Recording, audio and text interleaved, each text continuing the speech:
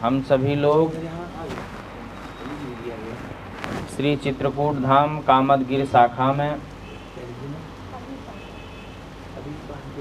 समर्पण का कार्यक्रम मना रहे हैं, जो कि राष्ट्रीय स्वयंसेवक संघ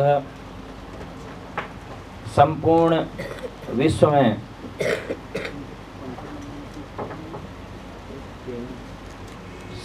गुरु दीक्षा समर्पण का कार्यक्रम मनाया करते हैं, जिसमें अपना अपना समर्पण उसी के तत्वाधान में कामदगिरि सभागार समाधि स्थल में कार्यक्रम को पिछले वर्ष भी और इस वर्ष भी और ऐसे ऐसे सतत चलता रहेगा। आज एक महापुरुष की जयंती भी है, जिसमें आज़ादी का अहम योगदान भारतीय स्वतंत्रता संग्राम सेनानी, उनका नाम है चंद्रशेखर आज़ाद। उनका जन्म 1906 में हुआ था और आज ही के दिन 23 जुलाई 1906 में उनका जन्म हुआ था। भावरा उनका ग्राम। उनके पिताजी का नाम सीताराम तिवारी जी और माता जी का नाम जगरानी।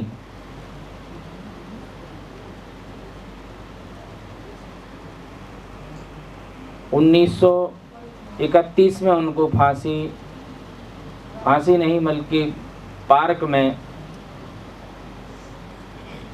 एक धोखेबाजी के चलते वो शिकार हुए। पूरे पार्क में किसी ने, अपने ही गद्दार व्यक्ति ने सूचना दे दी और उनको घेर लिया गया था। अंग्रेजों ने पूर्व से ही ऐसी योजना बना रखी थी कि वो जहाँ पर भी जिस स्वरूप में मिलेंगे उनको गोली मार दी जाएगी। देनी तो उनको भी फांसी ही थी, लेकिन वो पकड़े नहीं जा रहे थे। वो सतत अपने कार्यों में लगे हुए थे। भारत माता की आज़ादी के लिए उन्होंने संकल्प लिया था और वह भेष बदल बदल करके अपनी योजना में लगे रहते थे। और उनके सहयोगी के रूप में जो उनका दल था, उसमें राम प्रसाद बिस्मिल भी थे और सरदार भगत सिंह भी थे। उनकी योजनाएं बनती थीं संयुक्त रूप से और मुख्य रूप से योजनाकारक निर्णय लेना या उनको आदेशित करना, वो प्रमुख भूमिका चंद्रशेखर आज़ाद जी की रहती थी। चंद्रशेखर उनके मार्गदर्शक थे। सरदार भगत सिंह और राम प्रसाद बिस्मिल सतत 24 घंटे आदेश की प्रतीक्षा करते थे कि कब आज़ाद हमको आदेशित करेंगे और कब हम उनके कार्यों में लगेंगे। और कई नामों से उनको संबोधित किया जाता था, कभी पंडित जी भी कहते थे। और उन्होंने अपने आगे आज़ाद लगाया था। वो वैसे तिवारी परिवार से थे और उनका एक ही उस समय का मिशन था, एक ही योजना थी कि हमको भारतवर्ष को आज़ादी दिलानी है। जैसे जैसे इनकी योजनाएं बनती थीं, वैसे वैसे अंग्रेजों की भी योजनाएं बनती थीं कि इनको कैसे पकड़ा जाए, कहीं पर भी पकड़ा जाए, लेकिन वो गुप्त रूप में छिपे हुए रह करके कार्य करते रहते थे। लोगों की श्रृंखला, लोक जागरण का कार्य करते रहते थे, बैठकें भी लेते रहते थे और अलग अलग भेषों में भी वो छुपे रहते थे। अंग्रेजों की क्या योजनाएं बन रही हैं, अंग्रेज लोग कहाँ पर बैठक कर रहे हैं, आगामी उनकी क्या घोषणा है, उस पर उनकी निरंतर निगाह रहती थी और वैसे वैसे वो भी अपनी योजना बनाते रहते थे। लेकिन किसी अपने ही बीच में, अपने ही देश में रहने वाला कोई एक गद्दार, उसने सूचना दी कि पंडित जी इस समय पार्क में बैठे हुए हैं, और वह पार्क आज भी है और उसका नाम प्रयागराज में चंद्रशेखर आजाद पार्क, और वहां पर एक वट वृक्ष के नीचे वो बैठे हुए थे। लगातार ही वो योजनाएं बना करके सूचना भेजते थे, तो या तो पत्र लिखते थे या उस समय जो भी आसपास में परिचय का व्यक्ति मिलता था उसको संकेत कर देते थे। लेकिन उनका लिखा हुआ पत्र विशेष रूप से राम प्रसाद बिस्मिल और भगत सिंह ही पढ़ पाते थे। तो आज उस महापुरुष की जयंती है, हमें ये बात नहीं भूलनी है। 23 जुलाई 1906 में उनका जन्म हुआ था और वो शहीद हुए थे वो 27 फरवरी 1931 को। आज भी वो पार्क है, वो स्थल है, पेड़ है, बट वृक्ष है, उसी के नीचे उनको किसी ने पकड़ नहीं पाया, अंग्रेजों ने भी छू नहीं पाया। दूर से ही उस पेड़ को घेरे रहे, आसपास पार्क को घेरे रहे, किसी की हिम्मत नहीं हुई कि उनके पास तक पहुंच जाएं। लेकिन उनका एक ही लक्ष्य था कि मैं जीते जी ये शरीर उनको नहीं दूंगा। जब तक उनमें प्राण रहे, अंतिम स्थिति तक वो लड़ते रहे। लड़ने के लिए उनके पास कुछ नहीं था, एक पिस्तौल थी, लेकिन अंतिम गोली उन्होंने अपने आप को मारी और भारत माता के चरणों में अपने आप को समर्पित कर दिया, बलिदान कर दिया। तो यहाँ पर भी दो प्रश्न खड़े होते हैं कि इतने वीर होते हुए भी आत्महत्या क्यों की? आत्महत्या करना सबसे जघन्य अपराध है, कायरता भी है, लेकिन वो अंतिम श्वास तक तो लड़े।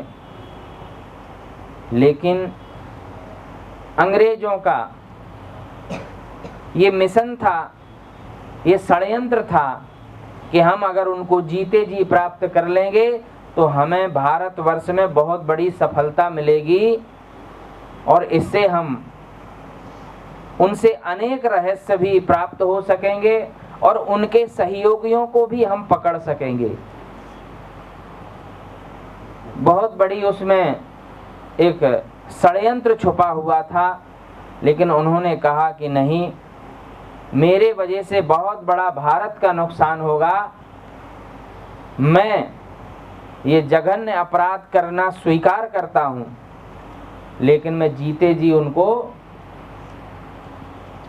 समर्पित या उनको जिंदा नहीं दूंगा। तो अपने आप को समाप्त कर लिया। इसके बावजूद भी कोई उनके पास समीप तक नहीं पहुंच पा रहा था कि कहीं वो जीवित तो नहीं है। क्योंकि जो उनका कद काठी था, जो उनका संयम था, जो उनका ब्रह्मचर्य था, वो संयमित जीवन था। ऐसा हमको भी जीना चाहिए और भारत माता के प्रति समर्पित रहना चाहिए, जैसे कि आज यह समर्पण का कार्यक्रम है। इस समर्पण के कार्यक्रम में हम देख रहे होंगे कि 2 चित्र लगे हुए हैं, जो कि परम पूजनीय आद्य सरसंघ चालक डॉक्टर हेडगेवार जी का और द्वितीय सरसंघ चालक परम पूजनीय गोलवलकर जी, जो गुरु जी के नाम से हम सभी लोग कहते हैं। तो इन 2 महापुरुषों ने राष्ट्रीय स्वयंसेवक संघ को आज पूरे विश्व तक पहुंचाया है। जिन्होंने स्थापना की, वो मूल मंत्र देकर के गए थे गोलवलकर जी को, उन्होंने इसका विस्तार किया है। 1925 में इसकी स्थापना हुई है और यह कार्यक्रम उनका गुरु दीक्षा का कार्यक्रम था। वो गुरु भगवत ध्वज को मानते थे। तो जो भी हिंदू सनातन का समर्पण वो आज के दिन इस भगवा ध्वज को समर्पित करता है, इसमें किसी की कोई बाध्यता नहीं होती है, बस आस्था, विश्वास और समर्पण होना आवश्यक है। जय श्री सीताराम। परम पूज्य डॉक्टर मदन गोपाल दास जी महाराज एवं सभी स्वयंसेवक बंधुओं, चूँकि आपको ज्ञात है कि आज हम राष्ट्रीय स्वयंसेवक संघ के गुरु पूर्णिमा उत्सव कार्यक्रम में सम्मिलित हुए हैं। तो संघ की शुरुआत से ही सन 1928 में, जब संघ की शुरुआत के बाद तय हुआ, चर्चा हुआ कि भाई गुरु पूर्णिमा उत्सव क्यों मनाना, कैसे मनाना, किस लिए मनाना, तब सन 1928 में संघ के स्वयंसेवकों ने चर्चा की कि भाई जो संघ का खर्च है, संघ के कार्यक्रम एवं व्यवस्था है, तो उसको पूर्ण कैसे करना, कहाँ से करना, चूँकि संघ का कार्य विस्तार हो रहा था एवं लगातार कार्य बढ़ता जा रहा था। तब सभी स्वयंसेवकों के मन में विचार आया कि कैसे किया जाए। तो एक टोली में बैठ के निर्णय हुआ कि हम समर्पण के माध्यम से, अपने गुरु पूजन के माध्यम से अपने सभी व्यवस्थाओं एवं सभी कार्यक्रमों का हम पूर्ण रूप से सहयोग कर सकते हैं। तब सन 1928 में निश्चित हुआ कि गुरु पूजन उत्सव होना है 2 दिन बाद। 2 दिन पहले ही बैठक में निश्चित हुआ, तो 2 दिन बाद ही गुरु पूर्णिमा थी। तो ऐसे गुरु पूर्णिमा के दिन जब डॉक्टर हेडगेवार जी एवं अन्य सभी स्वयंसेवक बंधु उत्सव में आए, तो सभी लोग हर्ष उल्लास से आनंदित हो रहे थे कि आज हम परम पूज्य डॉक्टर हेडगेवार जी को अपना गुरु मानेंगे एवं उनके लिए समर्पण करेंगे। तो ऐसा नहीं था। जब ही कार्यक्रम शुरू हुआ तो परम पूज्य डॉक्टर हेडगेवार जी अपनी कुर्सी पर से उठ के नीचे बैठते हैं और तय करते हैं कि हमारा गुरु पवम पवित्र भगवा ध्वज है। पवम पवित्र भगवा ध्वज को ही हम समर्पित हैं एवं उसी को गुरु मान के हम अपने संगठन का काम करेंगे एवं समाज का काम करेंगे। तब सभी लोग आश्चर्यचकित रह गए कि भाई हम तो सोच रहे थे गुरु जी डॉक्टर हेडगेवार जी हमारे गुरु होंगे। कई लोग सोच रहे थे कि शाखा में जो सिखाने वाले, अच्छे शारीरिक कार्यक्रम करवाने वाले अन्य प्रचारक हमारे गुरु जी होंगे, या वेद व्यास जी की जयंती उस दिन मनाते हैं हम, तो वेद व्यास जी गुरु होंगे। तो ऐसा कुछ नहीं था। तो डॉक्टर हेडगेवार जी ने निश्चित किया कि भगवा ध्वज ही हमारा गुरु होगा। तब से लेके अभी 100 वर्षों की यात्रा संघ पूर्ण कर रहा है एवं हम भगवा ध्वज के प्रति समर्पित हैं। तो भगवा ध्वज के लिए कई सांस्कृतिक महत्व हैं, जैसे वेद व्यास जी का जन्मदिन हम आज ही के दिन मनाते हैं। उन्होंने महाभारत की रचना की, कई वेद पुराणों की रचना की। ऐसे हम पूज्य गुरुदेव वेद व्यास जी का जन्म आज ही के दिन मनाते हैं। तो भगवा ध्वज के प्रति समर्पण क्या? तो समर्पण में कई महापुरुष अपने समाज के बंधु कई तरह से, जैसे ऐतिहासिक काल में कहानियां सुनी होंगी, छत्रपति शिवाजी महाराज। तो छत्रपति शिवाजी महाराज का क्या समर्पण था? तो छत्रपति शिवाजी महाराज ने मुगलों की स्वाधीनता को स्वीकार नहीं किया, उनसे लगातार लड़े। ऐसे छत्रपति शिवाजी महाराज हिंदवी स्वराज्य की स्थापना करते हैं एवं सभी से युद्ध करते हैं, उनका सामना करते हैं, परंतु स्वाधीनता उनकी स्वीकार नहीं करते हैं। तो उनके गुरु के प्रति महत्व देखिए, तो ध्वज के प्रति महत्व तो है ही, लेकिन उनके जो गुरु थे समर्थ रामदास जी, तो शिवाजी महाराज ने एक दिन उनको चिट्ठी में लिख के भेजा कि गुरुजी, मेरा जो साम्राज्य है बनाया हुआ वो सब आपका है, यही मेरा समर्पण है।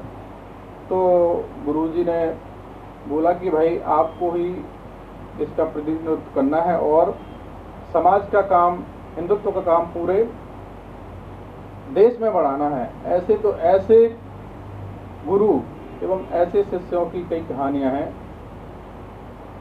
महाराणा प्रताप जी के विषय में सुना होगा आप लोगों ने।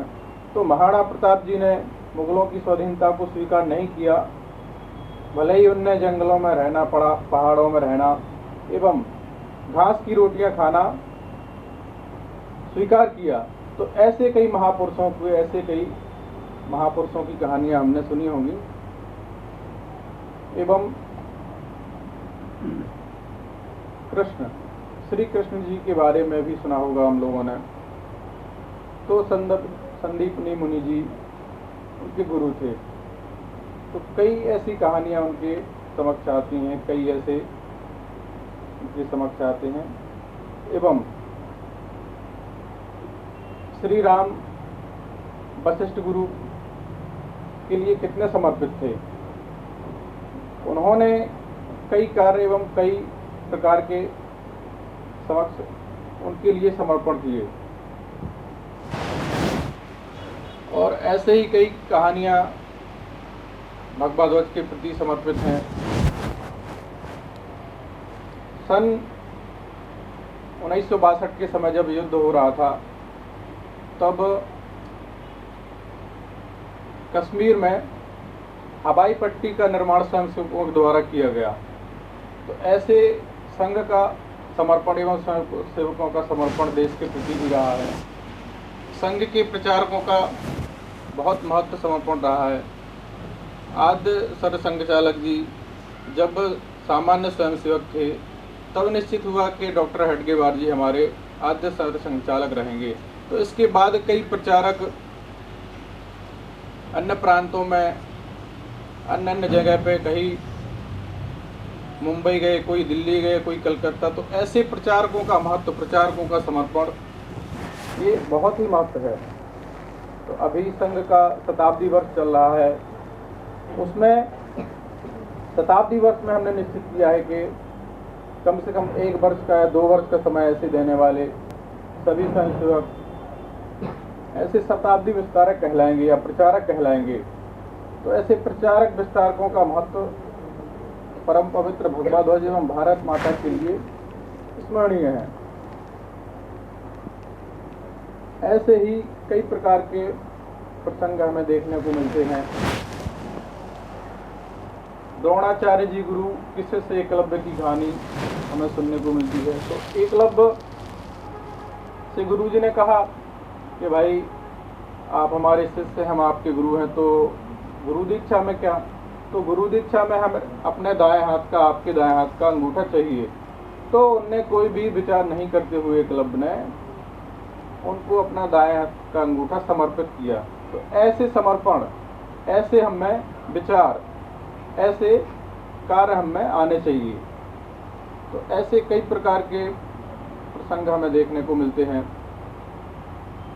एवं संघ का शताब्दी वर्ष चल रहा है, तो संघ के कई प्रकार के कार्यक्रम अभी लगे हुए हैं। जैसे श्री राम जन्मभूमि आंदोलन हुआ था अभी, तो ऐसे ही जनसंपर्क अभियान अभी संघ के शताब्दी वर्ष में जो कार्यक्रम तय हुए, तो जनसंपर्क अभियान अभी फिर से संघ के स्वयंसेवक घर घर जाएंगे एवं सभी से संपर्क करेंगे और संघ कार्य के लिए उन्हें प्रेरित करेंगे। तो ऐसे प्रबुद्ध जनगोष्ठी जो समाज के प्रबुद्ध बंधु हैं, संत महात्मा, प्रोफेसर, शिक्षक, इंजीनियर, ऐसे सभी प्रबुद्ध जनगोष्ठियाँ अन्य अन्य नगरों में, सभी अपने भारत देश के अन्य नगरों में ऐसी प्रबुद्ध जनगोष्ठियाँ होने वाली हैं। तो उसमें विचार कर हम सभी सम्मिलित हुए हैं। हिंदू महासम्मेलन, तो हिंदू महासम्मेलन क्या? तो हिंदू महासम्मेलन में सभी समाज के व्यक्तियों का प्रतिनिधित्व, सभी जातियों का, सभी वर्गों का, ऐसा संघ के द्वारा ऐसे कार्यक्रम अभी शताब्दी वर्ष में तय हुए हैं। तो उसमें सभी बस्ती मोहल्लों, सभी मंडलों स्तर तक के कार्यक्रम, अलग अलग स्तर तक के सभी जिलों में ऐसे सभी बस्तियों और मोहल्लों में कार्यक्रम उसमें होंगे। एवं संघ के कई प्रकार के आयाम, गतिविधियां समाज में आज कार्य कर रही हैं। जैसे हमें पर्यावरण के प्रति क्या भाव रखना चाहिए, तो पर्यावरण के प्रति हमें वृक्षारोपण करना चाहिए, वनों की कटाई से सभी को रोकना चाहिए एवं वनों की कटाई रोकना चाहिए। तो ऐसे कई प्रकार के विचार, नागरिक कर्तव्य को देखते हैं, नागरिक कर्तव्य का बोध होता है। तो नागरिक कर्तव्य का बोध क्या? तो हमें किसका सम्मान करना चाहिए, किसका नहीं करना चाहिए, किसके सामने कौन सी बात करनी चाहिए, कैसा व्यवहार हमें रखना चाहिए। तो ऐसी सभी प्रकार की बातों को संघ समाज के बीच में लेके जाता है। तो ऐसे ही समर्पण की कई कहानियाँ हमने सुनी होंगी और आप सभी से आग्रह है कि ऐसे ही समाज के समर्पित स्वयंसेवक एवं समर्पित बंधु बने और समाज को अपना सर्वस्व अर्पण करें। गान से गूंजता रहे गगन, मातृभूमि गान से गूंजता रहे गगन, स्नेह नीर से सदा फूलते रहे सुमन। स्नेह नीर से सदा फूलते रहे सुमन।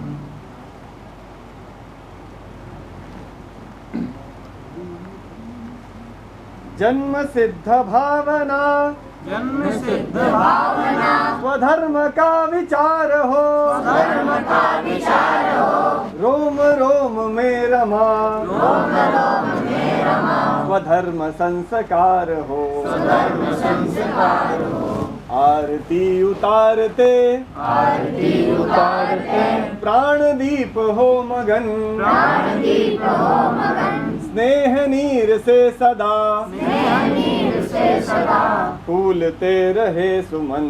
फूलते रहे सुमन। मातृभूमि गान से, मातृभूमि गान से गूंजता रहे गगन, गूंजता रहे गगन, स्नेह नीर से सदा स्नेह नीर से सदा फूलते रहे सुमन।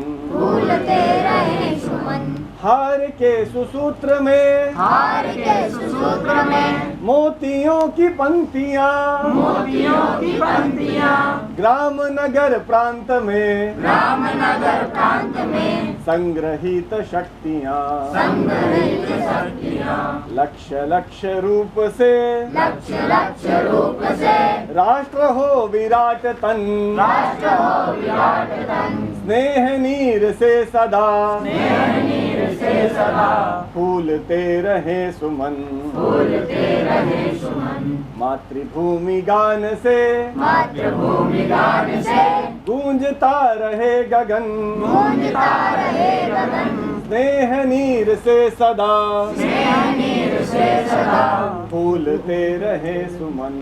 फूलते रहे सुमन। एक शक्ति देश की, एक शक्ति देश की प्रगति में समर्थ हो, प्रगति में समर्थ हो, एक शक्ति देश की, एक शक्ति देश की प्रगति में समर्थ हो, प्रगति में समर्थ हो, धर्म आसरा लिए, धर्म आसरा लिए, मोक्ष काम अर्थ हो, मोक्ष काम अर्थ हो, धर्म आसरा लिए, धर्म आश्रा लिए, मोक्ष काम अर्थ हो, मोक्ष काम अर्थ हो, पुण्य भूमि आज फिर, पुण्य भूमि आज फिर, ज्ञान का बने सदन, ज्ञान का बने सदन, स्नेह नीर से सदा, स्नेह नीर से सदा, फूलते रहे सुमन, फूलते रहे सुमन, मातृभूमि गान से, मातृभूमि गान से,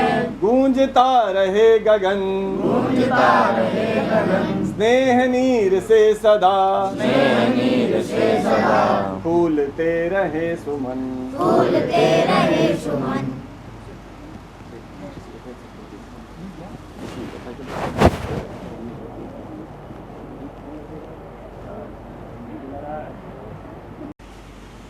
ये मातृभूमि मेरी, ये पितृभूमि मेरी नहीं, अशोक सिंघल जी का। गीत दोहराएंगे।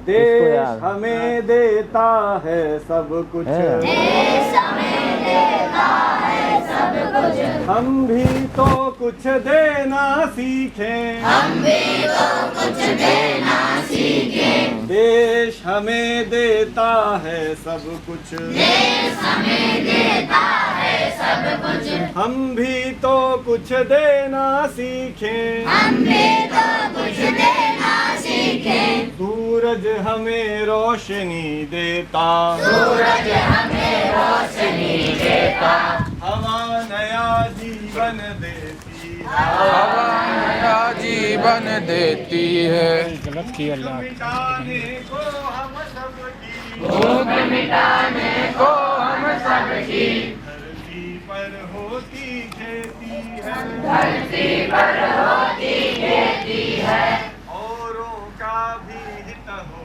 जिसमें, औरों का भी हित हो जिसमें, हम ऐसा कुछ करना सीखें, हम ऐसा कुछ करना सीखें। देश हमें देता है सब कुछ, देश हमें देता है सब कुछ, हम भी तो कुछ देना सीखें, हम भी तो कुछ देना सीखें। पथिकों को तपती दोपहर में, पथियों को तपती दोपहर में, पेड़ सदा देते हैं छाया, पेड़ सदा देते हैं छाया, सुमन सुगंध सदा देते हैं, सुमन सुगंध सदा देते हैं। हम सबको फूलों की माला, हम सबको फूलों की माला, त्यागी तरुओं के जीवन से, त्यागी तरुओं के जीवन से, हम पर हित कुछ करना सीखें, हम पर हित कुछ करना सीखें। देश हमें देता है सब कुछ, देश हमें देता है सब कुछ, हम भी तो कुछ देना सीखें, हम भी तो कुछ देना सीखें। जो अनपढ़ है उन्हें पढ़ाएं, जो अनपढ़ है उन्हें पढ़ाएं, जो चुप है उनको वाणी दें, जो चुप है उनको वाणी दें, बिछड़ गए जो उन्हें बढ़ाए, बिछड़ गए जो उन्हें बढ़ाए, प्यासी धरती को पानी दें, प्यासी धरती को पानी दे, हम मेहनत के दीप जलाकर, हम मेहनत के दीप जलाकर, नया उजाला करना सीखें, नया उजाला करना सीखें। देश हमें देता है सब कुछ, देश हमें देता है सब कुछ, हम भी तो कुछ देना सीखें, हम भी तो कुछ देना सीखें।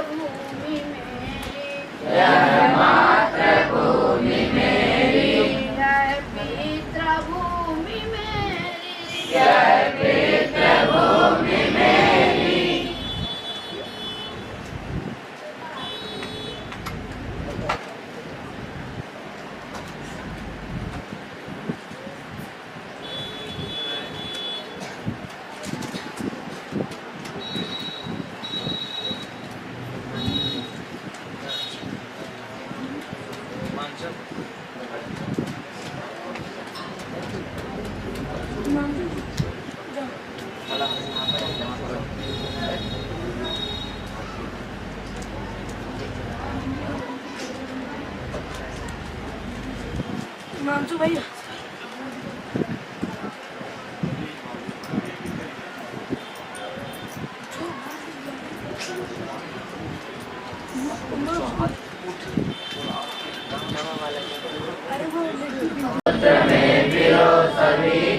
दिया स्नेह सहारा, इससे ही एकात्म हुआ है, सारा राष्ट्र हमारा, युगों युगों से बहती आई, हिंदू संस्कृति धारा, इससे ही एकात्म हुआ है, सारा राष्ट्र हमारा,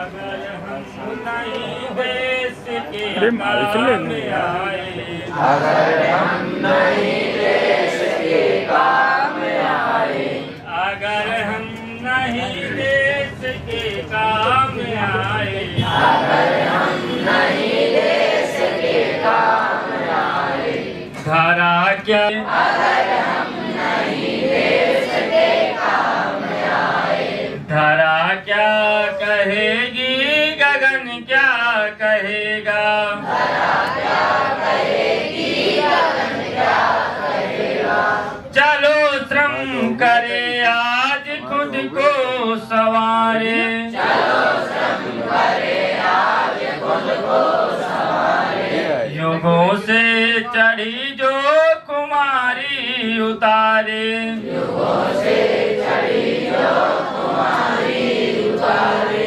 अगर वक्त पर हम नहीं जाग पाए, अगर वक्त पर हम नहीं जाग पाए, सुबह क्या कहेगी, हवा क्या कहेगी, सुबह क्या कहेगी, हवा क्या कहेगी, अगर हम नहीं देश के काम में आए, अगर हम नहीं देश के काम में आए, धरा क्या कहेगी, गगन क्या कहेगा, धरा क्या कहेगी, गगन क्या कहेगा, सुगंध का अर्थ है खूब महके,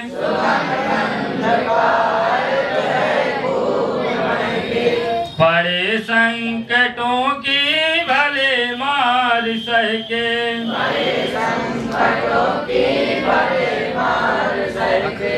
अगर हम नहीं पुष्प सा मुस्कुराए,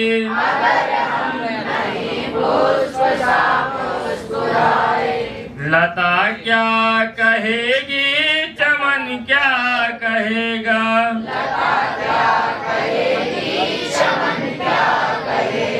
बहुत हो चुका स्वर्ग भू पे उतारे,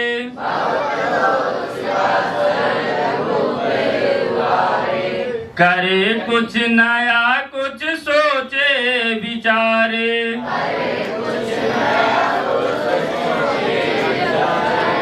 जय हिंद जय भारत। गुरु हमारे गोलवरकर, आदर्श हमारे सावरकर।